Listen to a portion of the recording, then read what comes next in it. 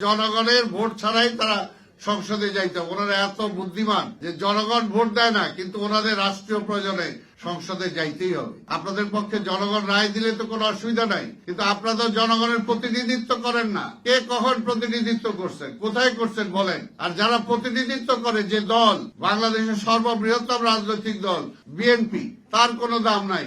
ওনারা বললো ওইটাই মানতে হবে। অনেক কিছু তো আজকে বিএনপি প্রয়োজনে অনেক ছাড় দিয়েছে, এবং আমরা আমাদের নেতাও বলছে যে রাষ্ট্রের প্রয়োজন আমরা ছাড় দিতে রাজি আছি, কিন্তু ওইটা তো ছাড় না। ওইটা হলো আওয়ামী লীগকে পুনর্বাসিত করতে চায় যারা ওই পদ্ধতি চান। কারণ আওয়ামী লীগ আজকে নিষিদ্ধ, কিন্তু আওয়ামী লীগের জোটে যে সমস্ত রাজনৈতিক দলগুলো ছিল তারা তো নিষিদ্ধ না।